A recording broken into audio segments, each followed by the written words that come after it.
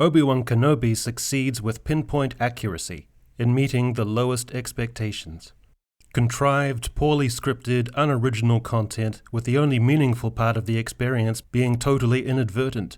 Obi-Wan's on-screen melancholy and desolation and haunting sense of the vanishing of a civilized age is a pretty good analogy as a viewer for the unfolding desolate fate of Star Wars itself. The series begins quite grippingly with the raid on the Jedi Temple that played out toward the climax of the third prequel.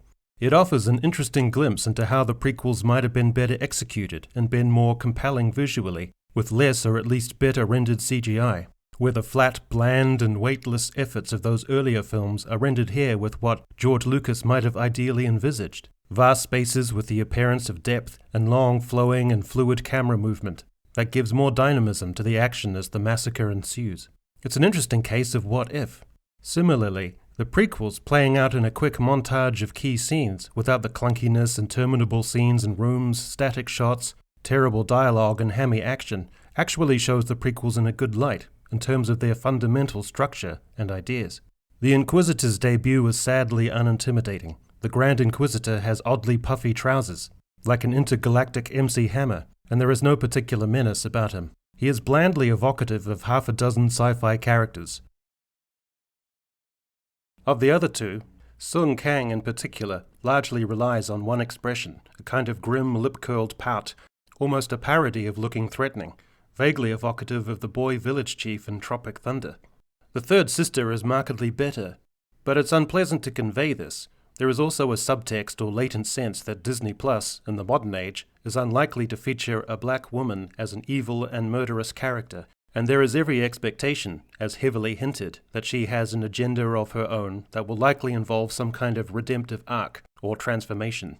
The problem here is that modern-era diversity and empowerment has the negative side effect of tipping the hand of a character and plot in this way. The Grand Inquisitor himself is inadequate so far as a villain. He is simply too mustache-twirling, with a camp or effete quality, without the chilling understatement of a Tarkin, or scathing menace of a Vader, or debonair quality of a Count Dooku, or presence of a Palpatine. His personality harks back to something more stagey, like Alan Rickman in Prince of Thieves or Die Hard or as Snape. To its credit, the show does take time to settle in with Ewan McGregor, who is able to exude a mood of melancholy and heavy-heartedness and malaise, often just with body language, expressions, and veteran acting chops. For every minute or two of this, however, there are dreadful letdowns, one being a poorly stitched together flashback sequence made up redundantly of scenes we've just gone through in a montage a few minutes earlier, and which are better conveyed through Ewan McGregor's agitated, forlorn manner. There is then a grotesquely twee and saccharine Leia sequence, which is more frustrating considering the show's forebear, The Phantom Menace, was derided for the exact same cutesy tweeness with the young Anakin. When faced with an older male cousin, this overly cute little poppet empoweringly puts him down with toe-curlingly irritating and precocious dialogue, obviously contrived by a scriptwriter that sounds ridiculously incongruous when spoken by a 9-year-old. There is another hopeless plot contrivance which involves two Inquisitors, Uncle Owen and Obi-Wan, all converging by coincidence at the same moment in the same tiny market space in Tatooine, because the plot needs it to happen.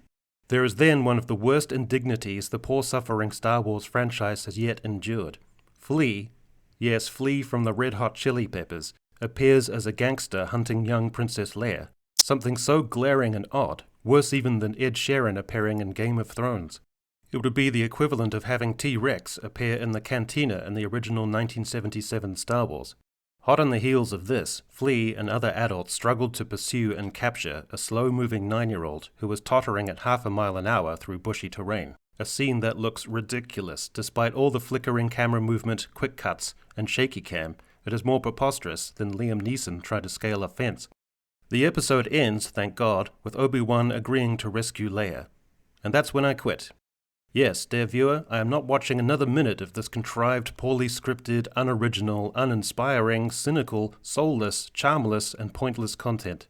Because that's all it is. Content to be consumed, with no magic or originality. Just pieces of Star Wars things moved around into different clusters and formations. As for the name Star Wars itself, well, I'll let Darth sum it up for me. That name no longer has any meaning for me.